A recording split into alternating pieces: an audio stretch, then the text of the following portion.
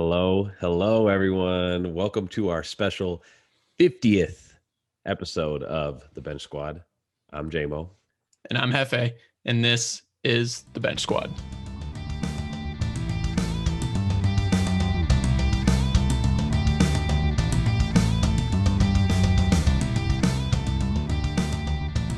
So like I said, we're celebrating our big 5-0 today, our 50th episode. We've been going for a while now. We're going to start off the episode with just a quick recap of everything as we head into the All-Star break this weekend, just kind of top and bottom teams, who's hot, who's not, things like that. Do a run through of the All-Star game itself, and then we're going to get into a special segment all about the number 50 for our big 5-0 episode. Hefe? Yeah, so we got the NBA All-Star break coming up, so every team's getting that week off, kind of refresh. You know, we're jam-packing this schedule this season pretty tight, so this is a good opportunity for teams to take a break and also kind of see where the league is at right now. So we have in the Eastern Conference, we have the Sixers, at number 1 seed, followed by the Brooklyn Nets, Milwaukee Bucks, and Boston Celtics. The East is very bunched up, so the top 3, anything after the top 3 is kind of like you just pick and choose. And then the bottom 4 of the Eastern Conference, Pistons, Magic, Cavs, Wizards. Not too unlikely of story there. Anything that you're not buying or thinking it's kind of fluky, either at the top or the bottom? I could see the Wizards kind of sneaking into that top 10 area. They've been balling lately. They had a horrible start to the season. Yeah, but, and I predict them to make the playoffs. So I think, but when they're full strength, it makes sense. Yeah, it's very possible. And then the top 3, like you said, is pretty much solidified. Then 4 through 10 separated by just 2.5 games right now. And it's not pretty. It's like right around 500. None of it's great. But I'm just excited for the second half of the season to see how this all kind of shakes out, because this is it's separation will be made. Yeah, separation will be made. And also, I think the Bucks and the Nets and the Sixers keep those top 3 spots without a doubt. Yeah, so those are for real. Yeah, and then the bottom sellers, I think those are all kind of the case. Magic have been devastated by injury, and I don't think they'll be able to recover. And the Wizards might be the only team to kind of get out. Yeah. All right, and then we go over to the West. We got the Utah Jazz, boo. The Suns followed by the Suns, and then the 2 LA teams in the Lakers, then the Clippers. And then at the bottom, we have Minnesota Timberwolves, at the last place. Rockets kind of falling out of favor. Kings, and then the Thunder. Anything jump off the page for you there? Like you said, boo for the Utah Jazz. Just in general, I didn't think we'd become a hating on the Jazz podcast, but that's the flavor of the week right now. So we'll go ahead and jump in on that. Yeah, you got to jump in. And then the other, those are I think the best 4 teams in the West: the 2 LA teams, the Suns and the Jazz. And then the rest is very solid, but I think that's a pretty solid separation. That's kind of where it's going to stay. And then the bottom 4, I think that's basically where that's going to stay as well. I kind of had higher hopes for the Kings this season, but it just seems like they just can't really put it all together. Their roster construction is just kind of holding them back. De'Aaron Fox is really good. He had a really good night against Portland last night.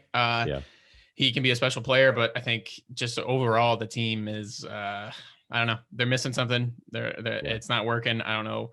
We'll get into, something in a second about the Kings, but I think the bottom 4 kind of feels right. I agree. And I don't see any big shakeups in the West other than, other than like the 5 through 10, something's going to be chaotic in there, similar to the East where they're all separated by just a few games here. Yeah. And anything could really happen in the second half. Yep. And then we have only 2 coaches fired so far. As we said, Minnesota Timberwolves at the bottom of the league, not exactly where they wanted to be. And then the Atlanta Hawks, who are still in that lower playoff seed mix, but also have been kind of a train wreck of a season. And it seemed like a lot of the team was ready for Lloyd Pierce to be gone. So that's exactly what it sounds like. And they are in the bottom, and they made a lot of moves this offseason to not be in the bottom. Personnel wise, it seems like they should be closer to the top, at least 8, kind of butting in the playoffs. But right now they're hanging out right around that 11 spot. They've had some injury misfortune as well. DeAndre Hunter, who was having kind of seemingly a breakout season, unfortunately out with injury. And then key guys like Bogdan and Danilo, who would be shocked by Danilo missing some games. They've been a little bit of a mess in that sense and not where they want to be. And the report came literally less than 24 hours about how every player or most players were kind of out on Lloyd Pierce. So, if that's the case, coaches usually take the blame, especially when like organization makes a plan. They're kind of the first to go, but it did seem like he lost his voice and the respect of his players. So Yeah, and once that happens, you're pretty much done. And they are underperforming. It seemed like a pretty logical choice. So, is there anybody else on the hot seat? Who's next to get down the chopping block? aforementioned Sacramento Kings. I think their roster would seem like they should be butting for it. The direction is playoffs, and so if that doesn't happen, it just seems like he's kind of been on that. I wouldn't say hot seat, but very near close to it for about over a year now, and I doubt he'd make it through the season, especially if they don't seem to pick it up here towards the end of the season. Yeah. If you would have asked me 2 weeks ago, I probably would have said that Scott Brooks on the Wizards was kind of on the hot seat. But as of late, Russell Westbrook has actually been balling. He looks like himself again, playing efficient like basketball. I said, they have everybody on their team. So when they have everyone, it makes a little more sense. But they're not deep. They're not enriched with talent. So if they're missing one person, it's like, it's bad, Exactly. But now that they're all kind of together and Russ is balling, I know that Russ and Scotty Brooks go back and they're very close. So I don't think he's going to go on the chopping block. I think they'll let him ride out the season for sure. But I agree with you. Luke Walton is next for sure. If they don't turn it around in the second half at all, he's definitely the next one to go. And which sucks because I don't think Luke's going to probably get another coaching gig after that. He would have to go with the Lakers and the Kings. That's tough. He would have to go do the assistant grind again and kind of wait out an opportunity. I would definitely say that would be the case. We'll see if he's interested in something like that, if that is what's going to happen. And then we got some buyout stuff. We got Blake Griffin getting bought out by the Pistons. His era in Detroit is over. Blake has looked rather washed, but also he might not be very engaged. So it's hard to really accurately analyze what the player he is today, It is. Because only a year and a half ago, he was a top 25 player still, but now he looks washed. So what team seems likely to you? Oh, I mean, all the reports are saying that it's Brooklyn, and that's kind of obvious. They're missing at least one more solidified role player like that. And if Blake Griffin is even 80% of what he was a year and a half ago, then he's still very, very legitimate. He can shoot the ball now, and he can score in a multitude of ways. So it just makes you wonder if he can kind of do that Melo thing that Melo's done in Portland, where like, can he accept that smaller role?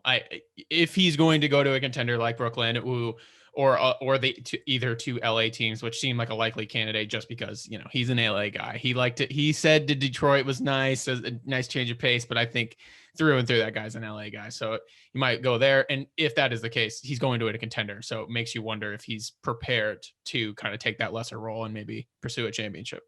I mean, we'll see. He could theoretically be like their starting center with the way the Brooklyn Nets play basketball. It's like they could run with him and then their big three and Joe Harris. And it's like all five of them guys can shoot. And that could be a lineup, but the rebounding on that is rough. It's tough. Like if Katie's there, I mean, Katie's a weird like 1 through 5 kind of guy. So like you pick and choose where you want him on the floor. So also, James Harden's averaging over 8 rebounds per game this season too. So yeah, he's good rebounder, but James is not getting a rebound over bigs, Yeah, not over Giannis or Joel or any of those other guys in the East that are like Sabonis. Yeah, none of that.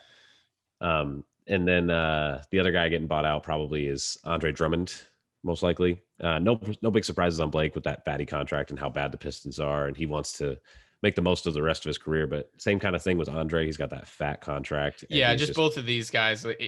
There was no way that anyone's going to trade assets for him, So they will gladly add him if it, just costs money, but not trading assets for these guys, especially at just the way they are and the position they play. It's not worth. So yeah, buyout market. It seems like that's the route. Who do you got for Andre Drummond? Where's he end up? I am not sure. The Nets also seem like a likely spot because I feel like that would make more sense, as Blake can be kind of more versatile and add more to the offensive end. You don't really need that, with this team. You got Kyrie, you got James, you got Kevin Durant. That is all you need. And Joe Harris is a nice complementary player with those guys. That's all you need. So Drummond makes more sense as just a big body, a roller, just a kind of better version of DeAndre a little. And if you're just kind of running those two, and then if you go small ball lineup like Jeff Green and KD at the big like that. That seems to make more sense to me than Blake. But other than that, Drummond, like I said, he could be picked up by any of these teams, that would need some size, which are the Clippers, and the Lakers wouldn't mind another big body. But I don't know. I don't know which one. That's kind of where I'm at with Andre. Is like I know some teams are kind of in need of a big, maybe like the Celtics. I know that they don't have a legitimate big right now. I've kind of heard some rumblings about that, but it just doesn't seem. I don't know. It's tough. Andre's such a tough fit because he kind of is. Like, remember in the old days when Dwight would demand the ball on the block, like all the time, wanted to be that guy. Yeah, he's a little late aughts Dwight style, maybe even like early tens of like, yeah, why are we committing possessions to you? And I think I said on a previous pod, there was a hilarious Reddit post dissecting like so many Andre Drummond plays this season of where he'll clog the lane, he'll disrupt plays because he's like, oh, I got the mismatch, but it's like, you're Andre Drummond, dude, you're not making a post move. Like, what are we doing here? It's just not worth to clog down the whole offense and slow down the rhythm for somebody like him, unfortunately. So without knowing much more about where he's going to end up or when that's buyout's even happening, not much more to talk about there. A couple other things. COVID still a big factor in the NBA right now. Players are still going out on, cool downs and all that stuff. We just saw it with the Lakers recently. Dennis Schroeder was out for 4 games and we lost all 4 of those games. It just really proved like how much it can just dismantle kind of the flow of your team out of nowhere, and it's still a very, very valid concern. And with that comes another big concern that a lot of folks are talking about right now. It seems like the refs this season have kind of really wanted to put their stamp on the game a lot more than in seasons past. And why do you think that is, Hefe? No fans plays a big part. So there's less noise, less like there's less chaos. So it's more, it's just more, you can hear the players more, you can hear the players more. You're more in tune with what's going on in the court. And, a good point to be made is these refs are just like NBA players in the sense that they have worked up to this league. The NBA is the pinnacle of their profession. Same for basketball players, same for refs. It's the same thing. So these guys all have egos too. They're all ego, driven. This is how this is going to be. So without these fans and without kind of that external pressure, it seems like they are trying to, like you said, put their stamp on the game, which becomes troublesome because at the end of the day, we're not here for refs, and the NBA is not like the 90s.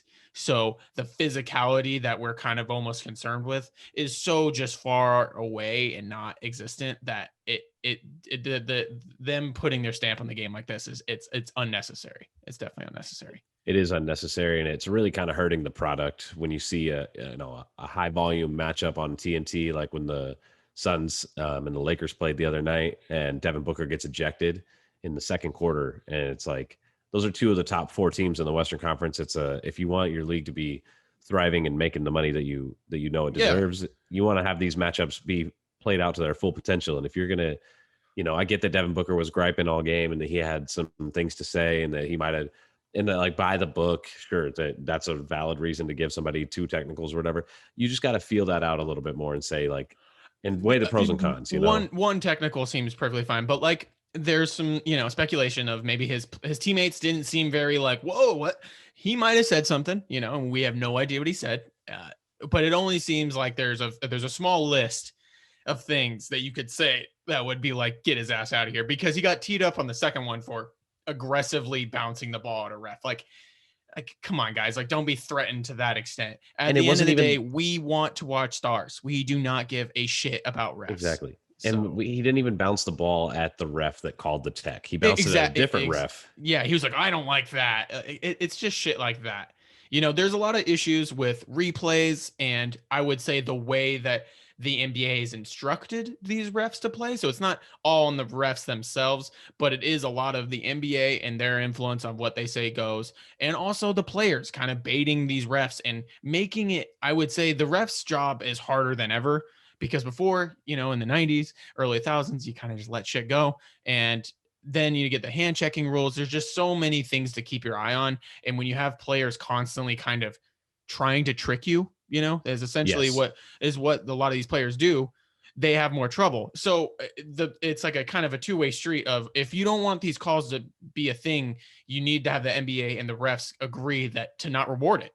So you have the other night with the Sixers and the Jazz, and the fucking Jazz just losing their mind. Donovan Mitchell throwing a tantrum in an NBA game. It's just stuff like that. It's like the players only think they can get those calls is because they usually do. So if you take that away and you don't reward them, then it just kind of eliminates that. So it seems like we are kind of hitting this point, and a lot of fans are kind of having their gripes about it. And it's nice. It's really nice, because I think this has been going too far the other way for way too long, with foul baiting and favoring the offense and really just giving no leeway. And I think I hope this can be a chance for the NBA to reflect on what's going on, because yes, it's the refs, and I think the refs are being a little power trippy and throwing their egos around just as much as the NBA players, which is a problem. But I think if you change the nature of their rules and give them less to decide, and just decide that we're not going to reward these stupid calls that are just not basketball plays. Yeah, that's a good point. It is just it's the most difficult game to ref at this point, and it's just getting more and more difficult as time goes on. And it seems like one of their biggest points of emphasis is to de-escalate, avoid like big confrontations. That's why you see, they review flagrants so often. Anything around the face, anything that's like with a windup, they have to review, and they most likely will call it a flagrant. That's why if there's any taunting, like if somebody says, "Yeah, bitch, I dunked on you," that's why they get teed up, is because the likely follow up to somebody saying, "Yeah, bitch, I dunked on you," is them being like, "What the fuck did you say, bitch?" And then get in your face. And then it's, so then they try to, whole thing, it seems like they're just trying to put a stop to anything going past a certain level. Yeah. And that's what I was saying, like the same thing with the physicality. It's like you're calling these things so you de-escalate so you don't get there. But it's like, man, it just doesn't feel like we're even close to the days of old. So it's just like, what are we afraid of is kind of my kind of stance on it.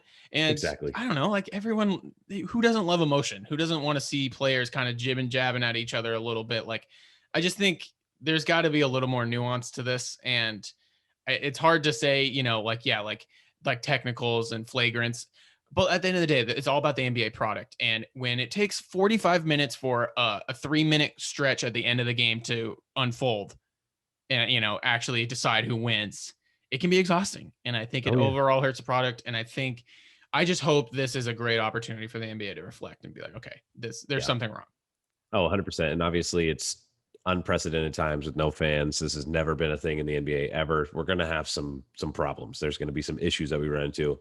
And for the most part, it hasn't been handled super well yet. It just seems like there's no communication about anything. And there's nobody saying like, yeah, we're addressing this. This is a problem.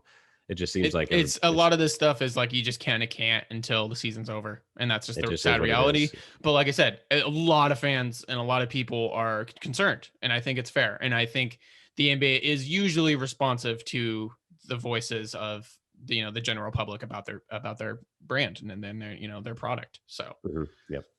All right, let's get into our next segment here. We did a quick little recap there. We're heading into the All-Star break. Players are finally getting a rest.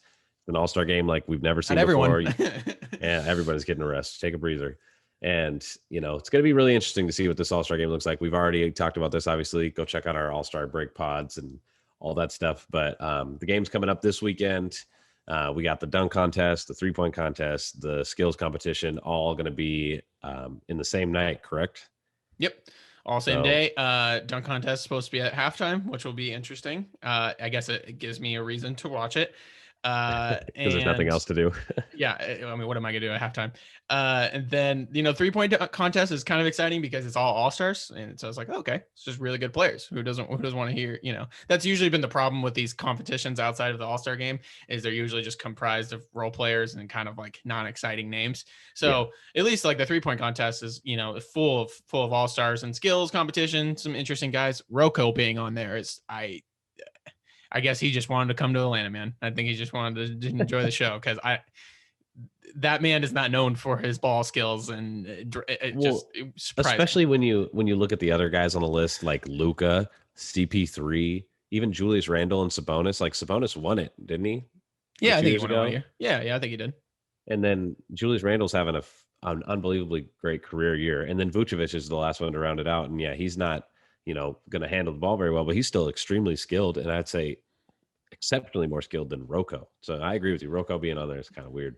But the 3-point contest, man, that's going to be a Yeah. high octane affair with all like the best 3-point shooters in the league. Maybe not the Yeah. best, but at Not least the like some BS, high but like, profile names. yeah, high profile all stars that can shoot the ball. It's gonna be fun. Mm-hmm. As long as Steph is there, that's a good time.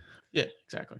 And then so last night we saw the All-Star draft where LeBron and KD went in and picked their starting lineups, and then they picked their reserves. A couple of notables. LeBron picked first, and he went with the Greek Freak, 2-time MVP Giannis Antetokounmpo. Not a huge surprise there. I think that arguably the best player on the board.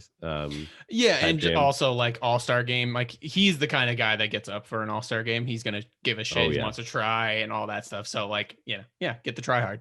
Exactly, and the rebounder and the shot block, all the little things that you don't get a lot of in All-Star game. Like just get one guy that's guaranteed going to do that. And then on the flip side, KD, no real surprises there. Picked his teammate Kyrie Irving, the only next other starter on the board. So not a huge surprise. Obviously, if AD was there, LeBron probably would have picked him too. So that's the nature of the beast. Yeah. And then the rest of the starters, LeBron picks Steph Curry with his next pick, which I love it. Wow. It shocked me, but it's like, okay, so he obviously did it just to spite KD, right? Like the only reason he not even a basketball decision. It's just purely like, I don't want you to be buddy with your homie again. Right. I think it's probably both. I mean, because Steph he was the best player on the board at that time, obviously. Sure. I mean, I guess I think the KD aspect is like the primary significant reason why he did. Because, the LeBron Steph stuff it's there. That shit lingers. It's not very public, but you read the tea leaves. It's there. I think there's stuff like that with KD and LeBron too. So that's, I think theirs is definitely a little bit more mutual respect because they've played against each other at such high levels. I think LeBron kind of doesn't like Steph. I don't think that's I mean, because because everyone loves Steph, and he kind of became the face of the league a little bit, So he's just, he's ego, he's alpha dog, and you don't like that shit. So I was just shocked. I feel like KD doesn't really like LeBron because LeBron's been that guy forever, and KD thinks he's just as good, if not better, than LeBron, and he deserves that same clout. Yeah, for sure, it exists, but I think there's a little bit more of a mutual respect between those two, where LeBron, I think, might be like, "Come on, this guy," to Steph, like this guy, really. Yeah, that's a good point. Yeah, and then Joel Embiid picked second by KD. No surprise there, in my opinion. I mean, you got Kyrie and KD. You kind of need a big. Joel's the best big in the league this season. Even though Jokic is having a career year, but he's the MVP, dog. He's the MVP this year. That's one thing we didn't talk about, the MVP race. I think it's his to win, but also there's so many good candidates. But I think it's Embiid's award. I've jumped on board as well, especially after that beating on the Jazz in OT the other night, and Embiid had 40 and 19 rebounds against just that three against Gobert. Like what 7-footer outside of Dirk? I mean, really, what center have you ever seen do that? Never. No, never. You never seen a guy like this, and he's awesome. A guy that can absolutely bully the defensive player of the year to the ground one play, and then dribble backwards to the 3-point line and double pump fake contested swap. I do love it. Sorry, I had to take a second. I love my boy. No, it's all good. It's all good. He was picked second by KD, and rightfully so. So that's the big three in each of the starting lineups. To round it out, LeBron had Luka and Jokic, which is just so much fun. And then to round out KD starters, he got Kawhi, Bradley Beal, and Jason Tatum. So KD's unfortunately not going to be there. So team KD just going to be naturally weaker without the star player in KD. So if you replace Tatum with KD in that starting five, it's infinitely better. It's better. It's just better. I mean, Tatum's good, but like KD's better. There's just no doubt about it. It is what it is. Yeah. So which starting five you got then? Definitely LeBron's. Like I said, it just naturally you're taking away a player from the starters, and I think the other team's just going to be better by proxy. If KD was in Tatum's spot, then which starting five you got? So if KD's there, then it's KD, Kyrie, Embiid, Bradley Beal, and Kawhi Leonard. Versus try hard versions of those teams, I probably would pick Team KD because I feel like the roster construction makes more sense. Where LeBron's team, outside of Steph, I guess, and Giannis, I guess that's fine. But like Luka, Jokic, and LeBron all need the ball to function. Where I think a little bit like Embiid doesn't need it. Kyrie kind of needs it, and then Beal a little the same too. But I think Beal has actually a lot of untapped off-ball potential. So I think in the world that KD plays, I think that I would pick that lineup. I think I actually agree with you. I think just the construction of that roster with KD and Beal being your guards, like good luck. And then you got Kawhi and KD, who were like arguably the two best players in the league in 2019 when LeBron didn't make the playoffs. And those guys, when KD was in Golden State and Kawhi was in Toronto, man, that's some of the best basketball players I've ever seen in my life. And then you got Embiid in an MVP year, so it's like I think I'd agree with you there. But it's obviously the margins are really close. So very, very close. Yeah. So let me go into the bench here. KD gets the first look at the bench. Obviously, he goes with his homeboy, his friend, his teammate James Harden with that first pick. And James having another unbelievable year. I mean, I would say if we were doing MVP since he got in the Nets, and you don't even think about anything before prior to that, he's in there. He's in the mix for sure, without a doubt. Big even if you do incorporate the Rockets shenanigans, you'd still throw him in the top 10 just to have him in the conversation. Top 10. Oh yeah. Oh, definitely. Without a doubt. And it's only because he's only not top 5 because there's so many other guys having just unbelievable years. And it's just the Warriors thing of old where like you just can't give it to one of them. It's all too mixed up in each other, and they're going to split votes, and you just can't. Exactly. And then LeBron's first pick of the reserve, he goes with, Dame time. Love it. Talk about some fucking, like, Jesus Christ, those are your 6 man, like James Harden and Damian Lillard. That's fucking nuts. They were first team all NBA together. This league, man, sometimes I just reflect. I just, obviously, only 25, so I've caught most of the thousands of this century of NBA basketball, but the talent is just so large. There's an argument to be made to make the All-Star teams bigger. I get that, but man, the talent pool is just insane. It's unbelievable. And to have, some first team all NBA caliber guys not even being starters in the All-Star game. It's just unreal what we got ourselves into. And this one actually surprised me a little bit. KD's next pick after he picked James Harden, he picked Devin Booker, which Devin Booker wasn't even voted as an All-Star. I don't know if that's kind of like hey, we respect you, Book. Like, you deserve to be an All-Star. Devin Booker for sure respects or is respected by most players in the league because he's a certified bucket. Who doesn't respect a guy that can, get a bucket as easily as he can? And exactly the nature of the Suns thing, especially with coaches voting, like the coaches are going to be like, yeah, Chris Paul is the one that fucking pisses us off. Like, he's the one that is giving us the most frustration, where Devin Booker's, he's just ease, it's all there, where Chris is just kind of like the guy that makes it go. For sure. And I think KD always likes the idea of having guys that can score in a multitude of ways, 3-level scores. You see it. He picked Beal, he picked Kawhi, he picked Kyrie, he picked Harden. Yeah. And there's a sort of like, I want to get him before you get him sort of thing. So like, it makes his value, like in terms of drafting him where he gets selected. You're like, no, I want him before you get him. That's kind of exactly what they did with the whole draft, it seemed like. Because then in the next pick, LeBron picks Ben Simmons on his bench. That's his second pick off the bench. And KD was like, damn, I wanted him. Yeah. And it's like, because LeBron made a good point. It's like, Benny's going to fucking try. Benny ain't going to shoot the ball or fucking be fancy and do all this other stuff. He's going to do all the other shit. He's going to play defense. He's going to fucking try. He's going to dime people up. He's going to run the break. Like, who doesn't want Benny on your team? I remember last year in the All-Star game looking at Ben Simmons, and I think it was just because he was trying harder at that time. Yeah. But there were moments where I was like, dude, this guy looks like he's just as good as LeBron, like with the way he's playing right now. When he it's that downhill style and really wants to initiate and finish through contact, which he has turned a corner, honestly, immensely this last month or so. He looks scary. He's 6'10". Yeah. Oh yeah. And then a couple more little surprises. Zion goes next for KD. First time All-Star. Obviously, he's having an unbelievable year, leading the league in points in the paint, shooting over 60% from the field, like just dunking on people. Him bodying Gobert the other night.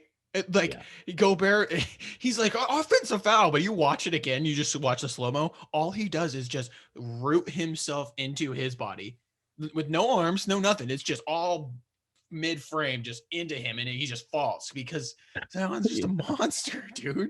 Well, Steven Adams said in their practice that Zion is stronger than himself, Steven Adams.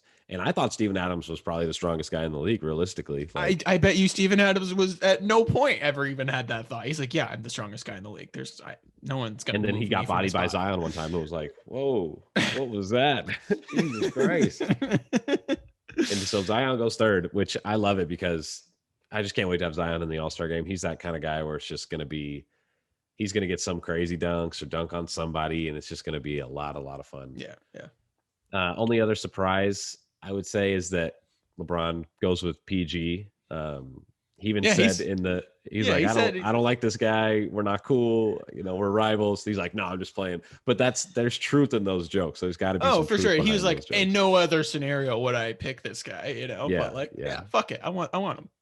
I mean, yeah. Why would you not want to have somebody like Paul George who's shooting the shit out of the ball this season, who will play some defense and get some steals? It's like that's definitely a great guy to have as your 8th, 9th guy on your All-Star team for sure.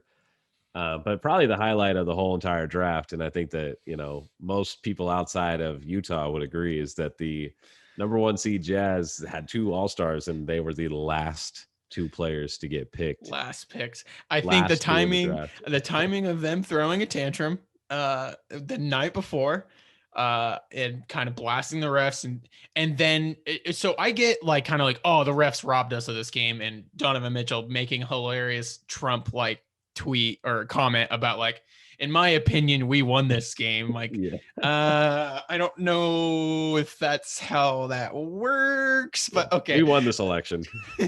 Yeah, felt very similar.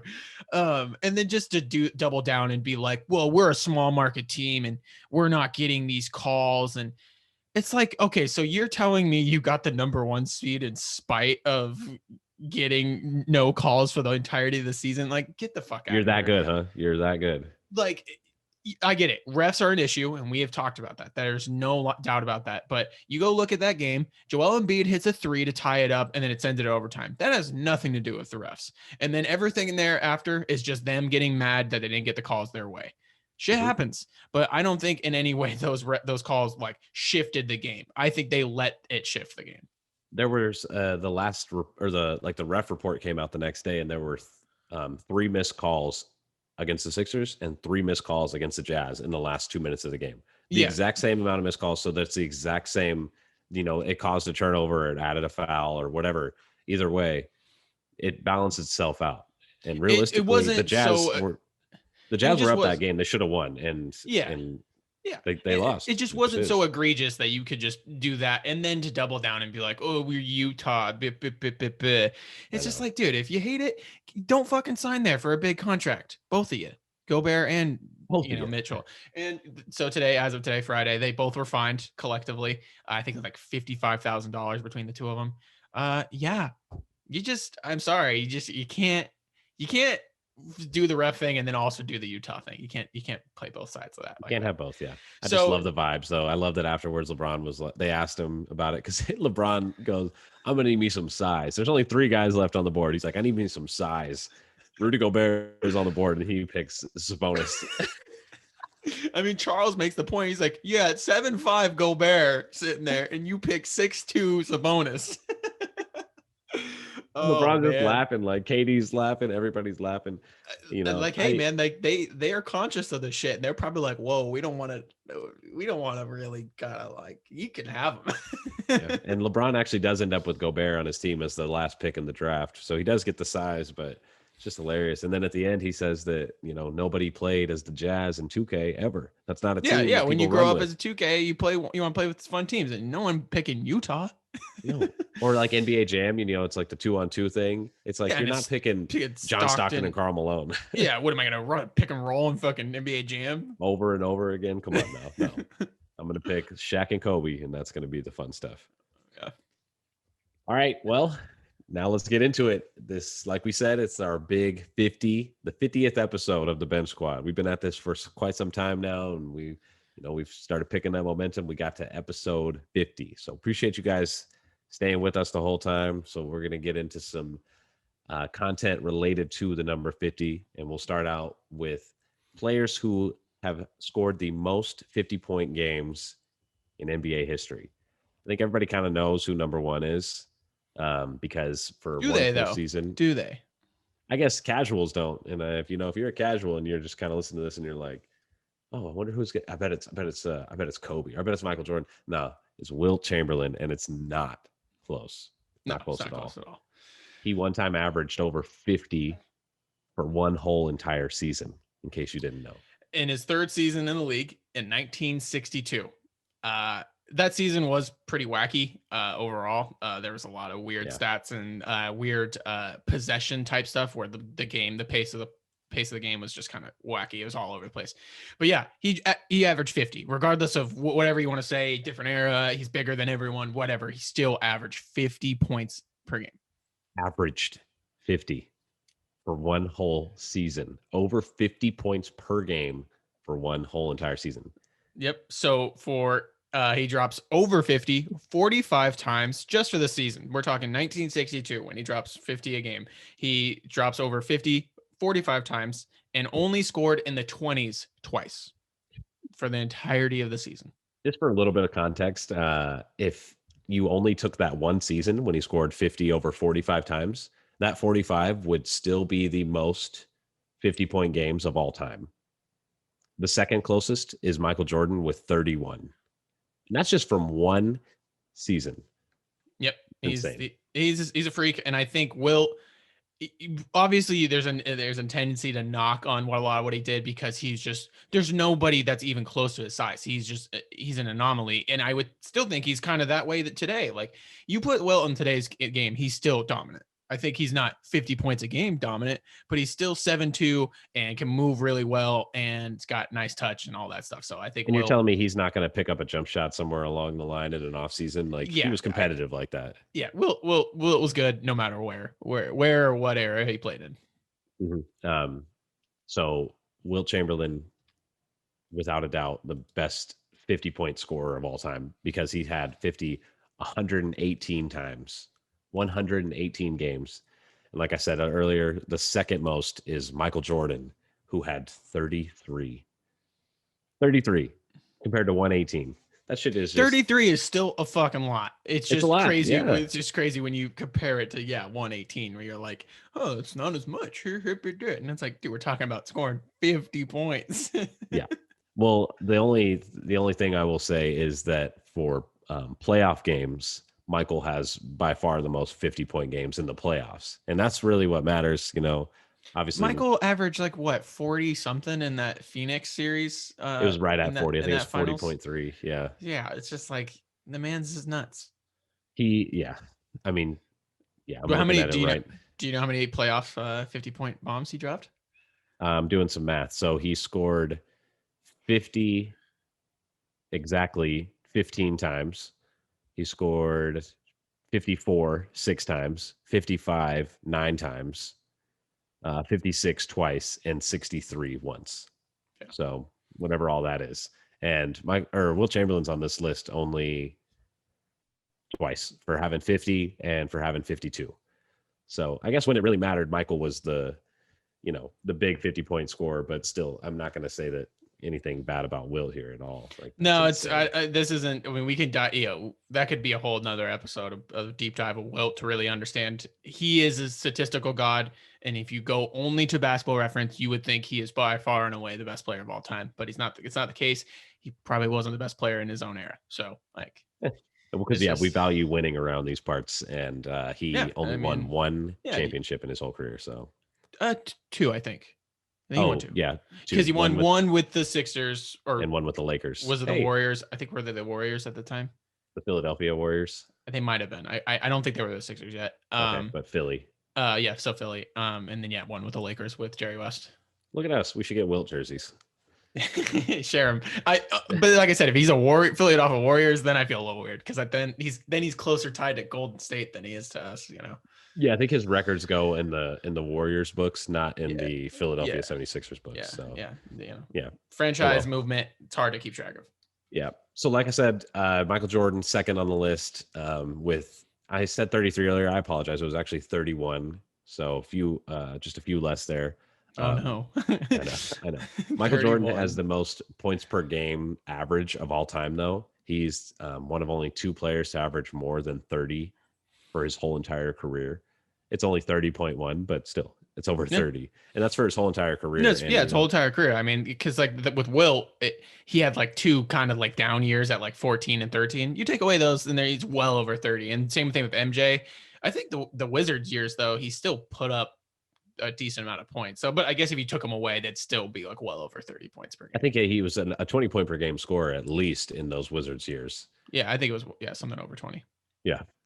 So third on the list, we already know because it's Michael's clone, basically, and he wanted to be exactly like Mike and do everything like Mike. So, he was pretty close. It's Kobe Bean Bryant. May he rest in peace. May he rest in peace. Camera. There you go. There you go. He scored 50 25 times in his NBA career in the regular season. So just 6 less than MJ. Pretty impressive nonetheless. And it's all because he wanted to be that guy. He wanted to be like MJ. Yeah. And he had that, 3-year stretch after Shaq where he's like, I got nothing else to do besides score buckets. So I know in the latter half of his career, when he's 24 and he's competing for championships, he really didn't score 50 very often because he finally realized this isn't what our team needs. This isn't the way we're going to win. There's a reason why, a lot of people don't score over 50. A lot of people can, or not a lot of people, but the certain people that can, they could do it a lot, but it's not always kind of like, it doesn't always line up with wins and being successful as a team. Yeah, I think with the Bulls, it was a different case because they didn't really have anybody else that could score like that. No, that team was designed. Scotty was an amazing playmaker and creator, but not necessarily a scorer like that. Yeah, Scotty was everything you want in a basketball player, and he's just not like a scorer. Like he just did everything that you want at a super high level, but they didn't have anybody else to go get you 20 on like a regular basis. I guess in the second three-peat, Kukoc was a pretty decent scorer, but it's not. No. I mean, like that's what you're saying. We're going with Kukoc. We got maybe like BJ Armstrong. Like these guys. No, it's kind of. I mean, these team builds for MJ were kind of perfect, but it is kind of remarkable when you look at today's league where like every championship team has at least 3 or 4 creators where like we said, like for the Bulls, it was really just MJ and then Scotty setting up for everyone else. And that was just that was really, exactly. So the MJ was kind of really out of necessity. And then with Kobe, it was like at the beginning of his career, he had Shaq. In the middle, he was by himself and said, fuck it, I'm getting buckets. And then in the later half of his career, he had good teammates and a good system, and he didn't need to be that guy anymore. So it's interesting, if you think Kobe only had, shitty teammates his whole entire career and didn't compete for championships, he'd probably be like, second on this list, probably with like 60 of them, Yeah. I mean, you look at this list, it's like Will is the number one guy, but like we said, it's only 2 championships. And you would think if you looked at his statistical things, you'd be like, oh, he's the best player. And it's not even close. And then no one can even touch it. But it's like, it's not always conducive to winning. Yeah. So here's where it gets pretty impressive, in my opinion. James Harden is actually 4th on this list. And he's still kind of in the heart of his career right now, competing for a championship. Obviously, he's, I think, 31, 32 now, but with Kobe being 4th at 25, 3rd at 25, James Harden's 4th with 23, just 2 off from passing Kobe. Yeah, I think there's obviously some things in play about that. It's Harden's situation for most of his career has been similar to MJ in the sense that he is the sole proprietor of their creation and the points that produced by their team, and the usage rates are obviously insane. And I think the nature of today's game kind of. I would just say it's easier to score 50 today than it was like, let's say for Kobe Bryant in the early thousands. It's just not the same basketball. I mean, early thousands and mid thousand basketball, you're seeing 80 to 78 box scores. You know what I'm saying? So like, 100%. Yeah. And, none of these other guys in the top 10 averaged more than 10 free throws made per game in a season, without a doubt. Yeah, not even and that close. helps James Harden a lot get to that number quite often, because if he hits 7 threes, 8 threes, because of a lot of these guys, what we're looking at, none of them relied on the 3-point shot, or even in Will or Elgin, or even had a 3-point shot. So James, he has that and the free throw mix. It's when it turns on for him, it just kind of becomes much more easy to kind of produce that 50. Well, I don't want to say easy. Easy makes me feel like I'm saying it's easy. Yeah, you go 50. Do it, Hefe. No, I don't think I've ever scored 35 points in my game, much like 50. Jesus. But yeah, I know it's insane to think about. But the 3-point and the free throws obviously give James a little bit of an edge there. But I will give James some credit. I don't want to just make it sound like we're slandering him being in the top 5 here. He also had a couple seasons ago, he had like 5 or 6 50-point triple doubles, which Yeah. obviously gives, it's his usage and everything, but still, that's insanely impressive to get a triple double and score 50. That means you're literally doing everything. Yeah. And they were winning games at that time. Yeah, and it's the same thing as well, where it's like, regardless of whatever context you want to add to it and whatever you want to describe about the situation, it's still producing that number is just, it's incredible. I know. Yeah. So fifth and sixth on the list, a couple of old cats, some people that a lot of folks don't really talk about actually, but still got to give them their kudos here because they were some scorers, some buckets. Fifth is Elgin Baylor with 17, and sixth is Rick Barry with 14. Rick Barry was a little surprising to me, but yeah, it's not too surprising because he was kind of, I would say not Jerry West, because Rick Barry's more of a wing, I guess. But, he was the reason that the Warriors have that one championship from 1975. He's definitely their top dog in that way. And then Elgin's hilarious because I just love the story about, or the season narrative where he's averaging 37 a game, but he's moonlighting as a basketball player. And he's like, oh my God, it's just a crazy time. They're riding coach everywhere. They got no plans. They're just, they're nobodies basically. And they're making low money. They have to work another job to be an NBA player. It's just literally Elgin Baylor, I'm pretty sure, was in like the Army or the Navy or Air Force or something. He was only allowed to play like the weekends. And he's still dropping 37 a game. 37 a game. I know, winning MVPs and shit. Like, it's insane what the league used to look like and how far it's come, seriously. So kudos to those guys. 17 and 14, 50-point games is no joke, especially back then when there's no 3-point line at all. Like, these are dudes that are just purely better than these other guys at basketball. Like, in every way, they just were able to get it done because neither of them were crazy athletic. Elgin Baylor was definitely a great athlete. I would say Elgin was kind of the first. I would say he was actually kind of known for being one of the first guys to kind of take the game off the floor, make it an aerial sport where you're like, holy shit, you jump like that. Technical foul. Easier. That's 2 fouls. Jackie, he can't just go flying like that. Dunk like that. Come on. Number 7, shout out, is the King, LeBron James. I'm not terribly surprised just because he's played so many minutes and so many games to see him on here. It's only 12, which gets him at the 7th spot, but still 50 points, 12 different times. And LeBron is definitely one of those guys that he could do it way more often if he wants, but he's definitely more set the table guy, peruse his fingers and his hand, everything on the game, and kind of like more dictate it that way instead of like, I'm just going to go dominate. Yeah, control the tempo and try to play winning basketball. And that's what's kind of impressive about him being 7th on this list is like, LeBron isn't known as like an elite scorer. Like, that's not the first thing that comes to mind when you think about LeBron James at all. So to see him 7th, like that's pretty dope. I really enjoyed that. Yeah. Number 8, shout out to F.A. McDaniels over here. Also, shout out to both of us as our hometown hero is tied for number 8. So we got Allen Iverson and Damian Lillard at number 8 with 11 50-point games in their careers. Yeah, I love it. There's some comps to both of them. And I like just AI, man. He's just a dog, motherfucking dog. And like, I think if you talk about careers and how long and primes were, like, his is the lowest out of any of these guys. Mm-hmm. And that guy was just a fucking bucket, man. And also, I mean, similar to a lot of them, because not everyone said outside of James Harden really didn't rely on a 3.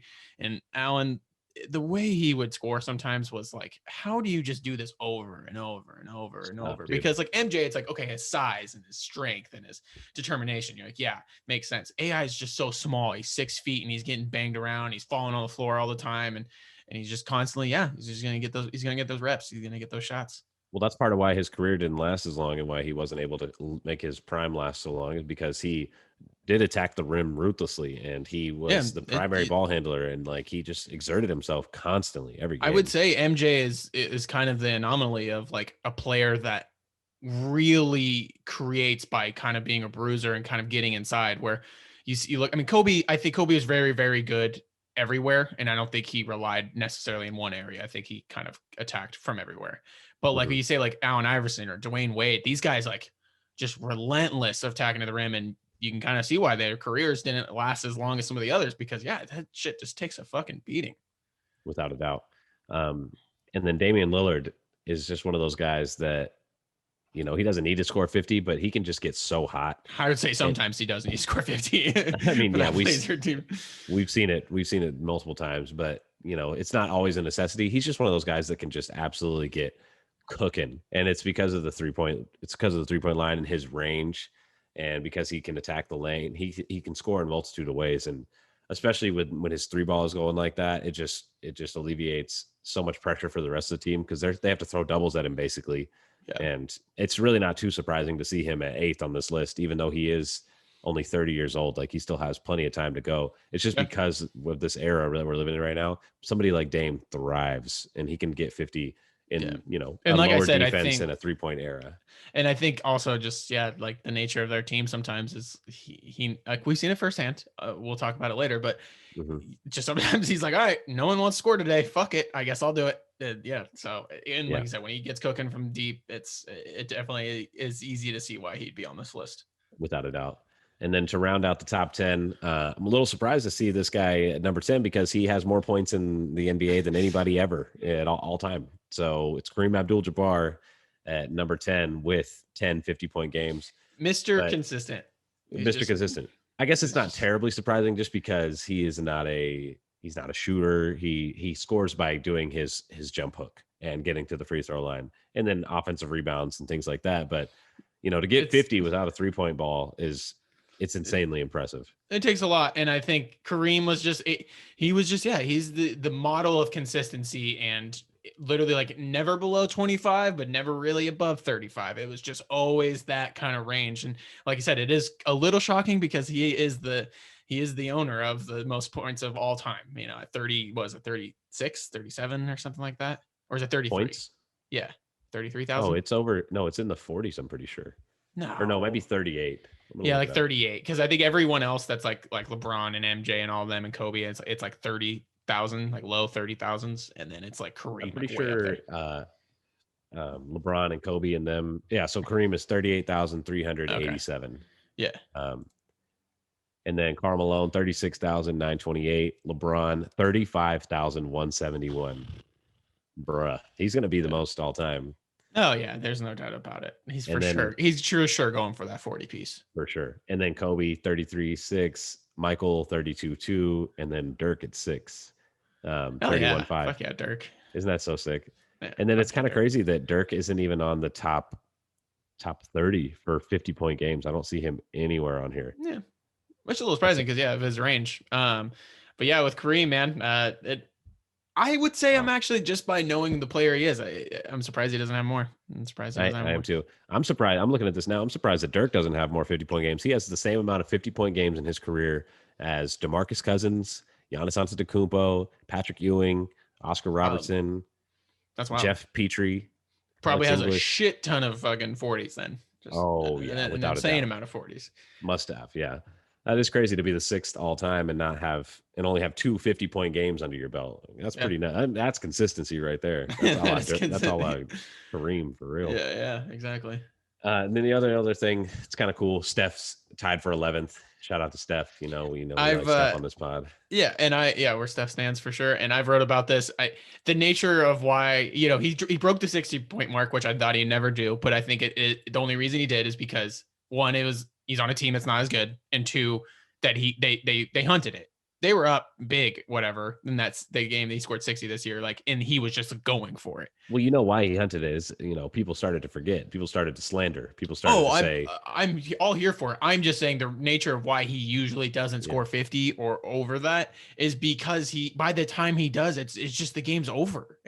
You're like, okay, why are you still scoring when you're up 25 and it's 8 minutes left? Like, it's so over, And for just that's the nature of Steph, and that's why he's so cool, is that his 50 points are just they're just different, and they're not all created equal. Without a doubt. And he, like you wrote about in your article, he would be able to score over 50 or 60 pretty much any game that he wanted.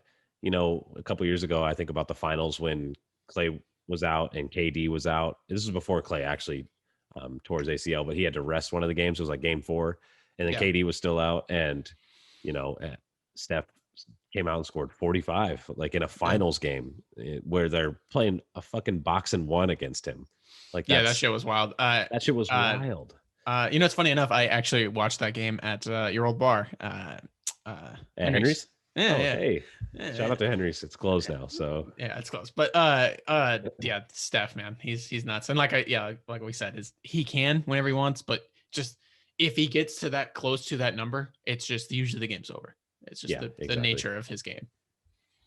All right, on to our next section, all about the number 50.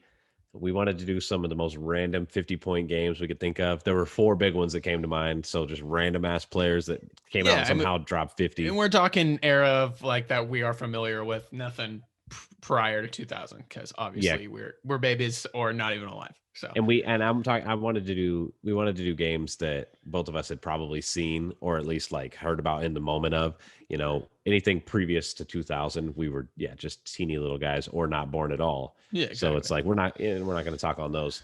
The first one that came to mind for me personally was Andre Miller Oh, on the no doubt, Portland no doubt. Trailblazers. That shit was insane. I was watching that game. I think I was only a teenager, but I remember watching that game and like he just took over the entire game. They just kept running little pick and rolls, and he just kept getting to the rim, and then he just step back and shoot a little And three. I mean, yeah, he's not much of a shooter, but he could. In the 50-point game, I think it was probably a mix.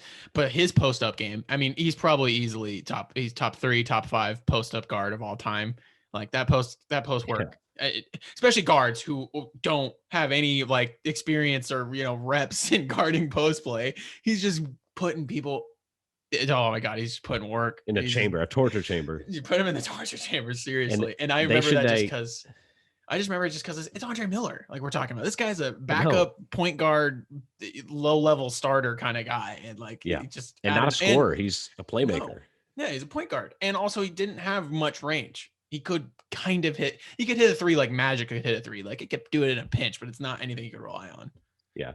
And the Blazers had no business winning that game. I remember they were playing the Mavericks, and the Mavs had them in the clamps all game long, and Andre just literally took over in the fourth. He had over 20 points in just the fourth quarter, and then it goes to overtime, and he ended up with 50 points in a win to come back. I'll never forget that. I'm sure any local Blazer fans listening to they probably remember that too, because he's a legend for that. No doubt. Yeah. Andre Miller, man. I think I've talked about it before. He's also the reason for the process. So shout out to the guy. It's always about the process with this guy over here. Guy. Oh yeah, it's everywhere. It's everywhere. I'm telling you. Coming into fruition, and he's living now. Yeah. Next rando that we could think of, Terence Ross scored 50 not too long ago. It's not terribly surprising, I guess, because he is a high volume scorer. He's a high volume scorer, but he's not a starter. He's never been a starter in this league. He's always been a kind of like instant microwave off the bench. But that's like, at his best, that's what he is, and him dropping 50. I remember thinking, I'm like, okay, wait, is like Terence Ross doing something right now? Like, is he actually about to do something? And then no, the answer to that question is no. No. So that's all the guys on this short list that we have. It's like they all had that 50-point performance, and everybody was like, should we get them a max contract? And the answer is no, you should not. They scored 50 once, and that was it. Yeah. Terence, though, his was just like you said, microwave. He got hot, got cooking, and he just managed to drop 50. And I'm pretty sure it was against the Knicks, and that was when the Knicks were really, really bad. Yeah, so was he on the Magic when he did it? He was on the Magic. No, he was on the Raptors. Oh yeah. Oh yeah, I remember that. Definitely. And then these last two guys, they were both on the same team, not at the same time, but they were both part of the same boo-boo team, the Minnesota Timberwolves. And those two guys are Mo Williams and Corey Brewer. And both pretty shocking. Both scorers, both can score the ball for sure. Corey Brewer's more of like I wouldn't say he's like a scorer. He's a Swiss Army knife. Yeah, he's kind of just does a little bit of everything. So his is a little more surprising. Mo had moments, and he was an all-star one time, right? With the Cavs teams. He rode LeBron's coattails to an all-star. Yeah, I mean, you're a 60-win team. You got to get 2 all-stars, and it probably wasn't going to be Shaq. So just give it to Mo, right? I think that was the logic. Yeah, he was a bucket back then too. He was a baller for sure. Yeah, but all these guys like we're talking about, I mean, Mo at his best, low-level starter. Andre Miller at his best, low-level starter. Terence Ross has just been a bench player off the bench or 6-man throughout his career. And then Corey Brewer has been all over the league, or, not anymore. He's obviously out, but it's just all these guys are like, okay, well, that shows you the talent of this league. These, even the lower level players got the talent to score 50. It's just, you got to give them a chance to shine. You take any NBA player and you go throw him in an open gym or like an adult basketball city league or even like a college game or something. This guy is going to be able to score 50 if he wants. No joke, no doubt about it at all. Yep. Our next little section, this one's pretty small because we wanted to stick with the theme of past 2000. So we wanted to do playoff performances that were very memorable, where somebody dropped 50. And there were just two. We started with like most memorable 50, but it just kind of naturally was like, well, it would just be playoffs because that's what you remember most, right? Regular seasons, it's cool, it's fun, and unless it's like some like performance by a player that we love or something, it just kind of felt natural that like, okay, it's just playoff performances of like who dropped 50. Exactly. And there were two big ones that came to mind, and they were actually both fairly recently. The first one being one that Hefe and I were actually there in person to witness, and one of the just absolute greatest moments of our basketball lives. And it was just truly, truly amazing. It was when Dame hit that gamer in Paul George's face and said, bye-bye. Clinch the series. Clinch the series. You're going home now. Yeah, that's the kind of shit like when in these times in these in the COVID world that you miss, man. It's just those moments of 25,000 people just losing their fucking mind over this guy. And, and for good reason. This guy hit a gamer to clinch the series. I mean, he sent him packing. And also, and just remembering that game, I just remember it so clearly early on where it was like, this is like I was talking about earlier. This is kind of the Blazers thing where you can tell like, oh, no one's going to score today. Like no one's just going to do anything. CJ might be a little disengaged, and then you're like, oh, so no one's going to score. And then you see the ball going to Aminu too much, and you're like, okay, well, this is bad. And then Dame's just like, fuck it. Like I think he scored 20 in the first quarter because they were like, weren't they down big early? They were down by at least 15 at some point. Yeah. Yeah. And then he's just like, fuck it, I got to do it. And he just kept going because he's like, this is what's got to happen if we're going to win. If we're going to win this game, I got to go fuck off. And that three that he hits for the gamer, it was quite literally a buzzer beater in Paul George's eye. And those 3 points is what got him to the 50 mark. It was, and they sent him home, clinched the series. It was just chef's kiss, picture perfect-esque of a basketball moment. And watching it live, yeah, it was a bad shot. Yes, whatever. But he wanted that shot. He fucking wanted that shot. He could have gotten something a little closer, a little whatever, but he was like, yeah, let me get this step to the side, fucking just 40 or 35-foot bomb on him. And just, oh man. That's a Dame shot though. He shoots those little step backs all the time, and especially from range. We just saw it a couple nights ago. He hit a gamer on Golden State like 3 nights ago. And just a little step back, step back deep three. It's nothing but net. But that one was like it was closer to half court than it was closer to 3. So it was a little obnoxious. Yeah. Significant. The next big one, the only other one that we have on this short list here, is when LeBron dropped 50 in game 1 of 2018 finals against the Warriors. I've never, and Hepe will probably agree with me, I've never seen a more dominant basketball player than that version of LeBron. I mean, that was like an MJ moment of like, oh, like this is the greatest player I've ever seen. There's nothing you can do to stop this guy right now. Nothing. No, and the J.R. Smith game 1, that is the biggest what if I think of my lifetime of like basketball moments, because we're talking. This is, the defending champions and the Warriors and kind of the unbeatable team of Kevin Durant, Steph Curry, Klay Thompson, and Draymond, and just the rest of the Andre Iguodala and all of them. Yeah. And we're talking LeBron scores 50 in the finals, and the way he did it, he could have done that over and over and over and over again. There was nothing they could do to stop him. And JR just making the biggest bonehead play and one of the biggest moments just kind of cost them the series or any chance. Also, George Hill missing. No. Yeah. Also, George Hill missing that free throw. Sure. But I still stand by that. If J.R. Smith even attempts a bad shot, anything, a resemblance of an attempt, they go into the overtime like, oh shit, like we can do this. Like, fuck yeah. Like we got a shot. We got him. Yeah. We got him. Instead, they go in. LeBron's like, what in the fuck was that? You just took our opportunity, and then all the juice is gone, like it just fucks with everything. And then following the game, LeBron punches a fucking whiteboard and breaks his hand, and it's not the same. And it's just over from there. That's true. That's why it's such a big what if and it's because of LeBron scoring the 50 and then getting the whole entire life sucked out of him by JR, not even trying, just completely flubbing it. Because I think you're right. If he does try anything, then LeBron's coming in like, hey, it's all good. Good rebound. good attempt. We'll get him in overtime. We got this. But instead, you saw it, the whole vibe of the bench after JR Because how fucked can up. you not be like, dude, what was that? Like you got the rebound, you got us an opportunity, and then you took it away from us. Like, Yeah. how could you not be kind of too caught up in that? You know what I'm saying? Uh-huh. But if he Oh, yeah. catches it, throws up some bad shot, it's bad, whatever. Then you're like, fuck, like that sucks. But like, we got this. Like, we have the momentum, right? And instead, J.R. Smith flubs and ruins one of the best performances I've ever seen. Without a doubt. Without a doubt. What if, baby? What if? Honestly, if they win that championship, LeBron's probably not a Laker, so I'm fairly happy myself over here. Yeah, and but also like I was fully just prepared. I was like, please, LeBron. Like at that point, that was the moment I stopped being a LeBron hater because I was like, how can I, how at this point I just gotta stop. I can't hate on this guy. Look at this. That's where I was too. And then he joined my team and I was like, all right, I guess I love him. That's crazy. And but I was fully prepared. I was like, do it, LeBron. Fucking put yourself in that company. Do it. Like fucking do it. I'm totally ready for it. And just to have this J.R. Warriors Smith team. Yeah, and just to have J.R. Smith kind of snatch that from us is just I feel robbed, Feels bad, me. Yeah. All right, our last little section here. Couple of random players who wore the number 50, and we're number gonna pick 50. Number 50. It's not a very common number, so some of these names are, pretty obscure, but some of them are pretty funny too. And we're gonna pick our favorite player who wore the number 50. Okay, so I think we should start with just the kind of obvious two who represent the number 50 the best, right? We just start there and then kind of move on. Sure. I'll pick Zebo just because Zebo comes right to mind. Zebo number 50, grit and grind. I did love those teams. I'm a big Marc Gasol Grizzlies. I love that whole team. That team was awesome.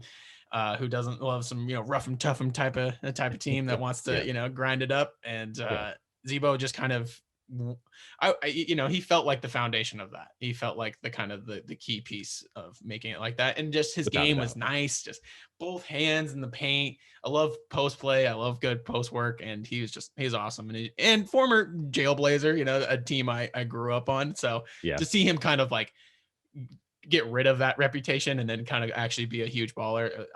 I was a big fan of Zebo. I think Zebo is probably my number one as well because of all the things you just said there. And I actually did get to watch him because the other big guy who wore number 50, who's like notorious and really, really good, one of the greatest of all time at his position, was David Robinson, the Admiral, NBA champion, Team USA, all that stuff. Here we are, USA on our chest, and we didn't get the job. He's an equal opportunity abuser. Love that guy.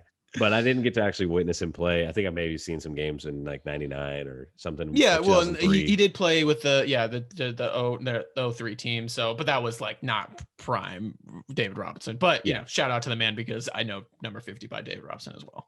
Yeah, but I'm gonna go with you, Zebo, best 50 or my favorite 50 point or 50 number 50 jersey of all time for sure. Yeah. Some he was number 50 on Blazers too, right? Yeah. Oh yeah, whole career. Yeah. That's what makes it sick. Yeah. A couple randos on here. This guy I've never heard of, Lavoy Allen. Allen? He's a former Sixer. So okay. I put him on there. That actually does sound kind of familiar. Yeah, he was a part of that 2012 team that took the Celtics that game 7 in the second round. Yeah. He was our like 4 or 5 off the bench. So okay, I remember that. Boy, solid. Yeah. I'm gonna skip the next guy on our list unless you want to talk about him. Why is that? Eddie House. I only put it on here to troll JMO. If you don't know who Eddie House is, he's part of the 2008 Celtics. JMO's a Lakers fan. That's all you need to know. Not just that he's on the Celtics. Not just that he was on that team. I'm not just gonna hate every single person on that team just for being on that team. He just fucking was that annoying little piece of shit player that you just hate. That just he was my Sasha Vujacic. He's the Sasha Vujacic of the Lakers. Yes, like 100%. And I love Sasha for that reason, but I hate Eddie House for the exact same reason. He's the kind of guy you want on your team, but the kind of guy you fucking hate playing against. Just fucking. I wasn't gonna go into it. I was gonna let you do it. Just fucking reaching and fouling, and then hitting a huge 3 right in your face and letting you hear about it, and just. I just have him and Big Baby Davis just give me the worst. Yeah, fair. All that. Fair. I hate it all. I'm glad that we're past that. Next on the list, Joel Anthony was he's an NBA champion. He was on the NBA champion starter. Put some respect on his name. I'm not going to. I know he's probably easily the worst starter of NBA Finals history. Like that, I can't imagine a weaker. there's some Spurs centers from back in the day. Oh, Like, sure. But it's the same thing where you have 3 guys and they're just like, we just need a body. Just fucking get in there. Be big and rebound and set screens, and that's all we need. Mhm. Basically what Rudy Gobert does these days. Next up, we got both Cole and Greg Anthony, couple Anthony boys. Yeah, the both father-son wearing the duo. number 50. Father-son duo, both rocking the number 50. That's pretty cool. Cole's in the league right now. He's actually kind of balling a little bit. He's not playing right now, but when he is playing, he's playing pretty well. Yeah, he's a piece. Yeah, he's a piece for sure. Next is Tyler Hansborough, Psycho T. I'm sure you guys all have heard of Tyler Hansborough. My favorite memory though is when he's known as somebody that was like, he wouldn't back down, and he's like always like, bodying people ready to fight. And then that video I'm talking about where he like kind of elbows Ron Artest, and Ron like looks at him, and then you see Tyler Hansborough turn around and look at him, and he just kind of like he's like, my bad, bro. I didn't mean that. Yeah. I didn't mean it. Don't do it. This guy punches strangers in the stands. Like, I don't want to fuck with him. Oh, that guy. And it's just like he was just too dumb to like know his place almost. So that was just what made Tyler Hansborough so funny. And just but he's one of the most prolific college basketball players of all time. He has, I think he might have the most points in college basketball history or something like that. I don't think it's that there, but he did have a really great career at North Carolina. So, shout out to the man. And just, he did have a hilarious meme kind of NBA career. So shout out to him. For sure. Yeah. Next on our little list here, Corey Mcghetti was a baller back in his day. Yeah. Couple guys, or he was on the Warriors, right? Yeah, he's on the Warriors, on the Clippers. He was kind of a journeyman, but Corey Mcghetti, nice. And I just, a player that like NBA Street, he was a player on there that just kind of stuck with me, and just kind of a player I grew up. Darius Miles, that kind of crowd. So yeah, for sure. Yeah. I looked up the list here of most points in college basketball history real quick. Number 1, and it's actually not very close, is Pete Maravich. Really? With 3,667 points. With an average points per game. You ready for this? Yeah. 44.2. Okay, he must have been playing in some. I think the reason I don't know that is he might be playing in some fucking trash, like he didn't belong there, sort of thing. He played at LSU. I don't think they were a prominent school back then when he was playing. Not. It was 67-70. So not bad. Yeah, Still, it's pretty insane. 44 points a game. Yeah, that is fucking wild. And then second is someone I've actually never heard of, Freeman Williams. He played at Portland State University. What? Oh my God. Yep. I go to PSU. What the hell? I don't even. What? That's a legend in your community, bro. That's crazy. That is wild. The only person I recognize on the top 10 other than Pete Maravich is Doug McDermott, honestly. Yeah, Dougie. Creighton. Damn, that list, Creighton, that list might not be considering like level of play and stuff. So I think it's just college basketball in general. College, in general. Yeah. All right, anyway, so we're back to our rando 50 players. We've got a great list still. I know we got 3 left on here. One of them being one of my favorite players of all time. No, I'm just kidding. The next one we got is Emeka Okafor. He former number 1 pick. My favorite memory of Okafor is when Kobe dunked on him in the playoffs. When he's on the Hornets. When he's on the Hornets, in 2008, I believe, or 7. Yeah, I think I've told you the story. I was with Damian and Jamie, our good buddies, and his dad, big Laker fans. So the whole fam is a Laker fan, and I'm just there sitting there like, I don't like the Lakers. I like the Hornets, so fuck the Lakers, right? And just that moment, just them, like, I just remember Damian and Jamie's dad so well, just freaking out and just like, that's Kobe, that's what he do, and just and I'm just sitting there like, God damn it. I love it because it was nasty. It was one of those, it was nasty, like, for sure. And I'm sitting there like, I hate the Lakers, but like, what do I got to do? Like, that guy, that was filthy. Yeah, Emeka Okafor, probably one of the worst number 1 picks in recent history, I would say, in the last 20 years. Yeah. Probably bottom 5. Yep. And then we got Theo Ratliff. I just shouted him out just because like I don't know, like somebody like him and like Corey Mcghetti, it's just something about like my early upbringing of basketball. Like he's just a name that really stuck with me. And he's a former Sixer there for a little bit. I think he actually is the reason we got Mutombo, which is the reason we got to the finals. So, shout out to Theo. Hey, it's and all just the process, right? And I just, like he's just he's a big that just always sticks in my mind. For sure. And it's all about the process. You know, And you gotta then make moves to get moves. and only one place we can end this pod with this final name right here. Number 50 from Gonzaga. Who is it, JMO? A Lakers legend, one of our starting centers and one of our worst eras in NBA history, Robert Sacre, baby. Shout out to Robert. Shout out to Robert Sacre. He was a part of obviously the great Lakers picture of the 5 randos they started. I think Jordan Clarkson is the only one that remains in the league of that. Wayne Ellington, I believe, is still in the league. Is as well. he? Oh, is he a part of that lineup too? Okay, yeah. Yeah. But he's on the fringes as well. But and just Robert Sacre, I feel like kind of embodied the down years of your process where you're kind of just tricking yourself to thinking he's anything at all. Not even like, oh, he could be something for the future. You're like, he's fine, right? And you just no, he's not. He was bad. He was bad. And I think that history won't really remember this era, that specific era of Lakers basketball, because, you know, in the early 10s, championship caliber basketball, and now in the 20s, championship caliber basketball. If you're a Lakers fan and you're an NBA fan, you remember that period of Lakers fandom and that period and that picture, just that fucking picture of that 5-man lineup where you're like, who?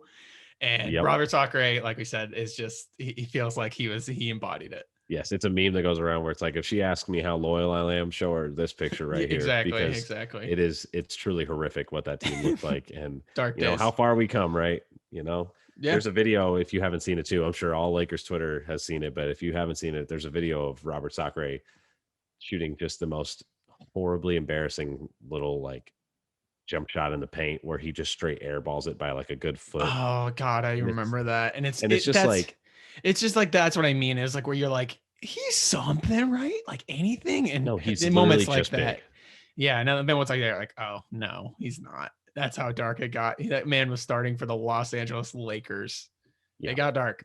Oh, it was real dark. I know it was real dark. I'm happy to be out on the other side, but there were, you know, seasons in a row where I was like, this is just unwatchable. This is unwatchable. Yeah. Horrible. I'm glad that we ended the podcast on a Robert Sacre high note. What a blessing. What a blessing. Yeah, what a blessing. When you know, now that you're removed from those dark days, you just look back at like, you know, shout out Robert. You made it so bad that it only had to get better from there. Exactly. Yeah.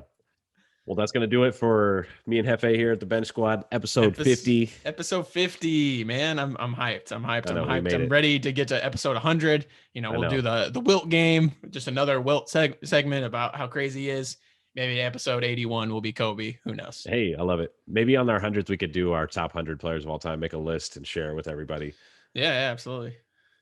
But thanks for listening. Check us out. We're about to be plugging some new social medias. We're going to make a Bench Squad for Twitter and Instagram so that you can follow us on those specifically. And now we'll keep our personal profiles a little less all about the Bench Squad and more personal to us. And we'll have the Bench Squad be designated more for just basketball stuff. More basketball stuff, more content from us and our podcast, and also updates about when new podcasts come out and stuff like that. So make sure you keep an eye out on that. We'll be posting about it. So go follow us on that. If you haven't already, please go on YouTube, hit us with a like on our recent videos, maybe a subscribe, maybe a thumbs up, all that good stuff, a little comment on something you maybe want to see on another episode of the Bench Squad. We just appreciate all feedback and all interaction with you guys. You guys are what keep us going. We appreciate it all. Thank you. Yeah. Shout out to the community. Happy episode 50. Happy episode 50, baby. Thanks for listening.